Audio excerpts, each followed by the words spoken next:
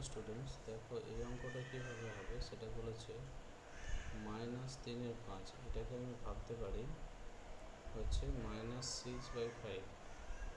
আচ্ছা, এবং 1/2 এটাকে আমি ভাবতে পারি এটাকে আমি ভাবতে পারি 6/10, এবং এটাকে ভাবতে পারি 5/10। অর্থাৎ এটার ওপর নিচে 5 দিয়ে গুণ করে 5/10, এটার ওপর নিচে 2 দিয়ে গুণ করে মাইনাস হচ্ছে 6/5। কেমন?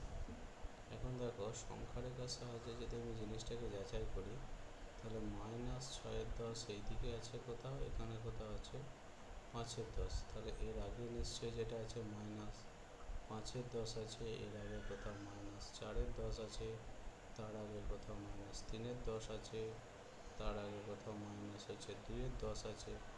আচ্ছা, এইদিকে কোথাও হচ্ছে 4/10 আছে, এইদিকে কোথাও হচ্ছে 3/10 আছে। এইরকম করে করে সংখ্যাগুলো যদি চিন্তাভাবনা করা হয়, তাহলে দেখা যাচ্ছে এখানে অপশান এ হচ্ছে সঠিক অপশান।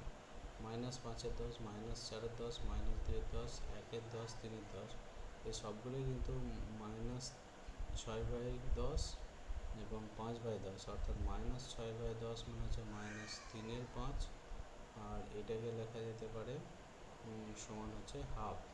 তো এদের মধ্যেকার একমাত্র অপশান হচ্ছে অপশান এ, সঠিক অপশান হচ্ছে option A. Okay, thank you.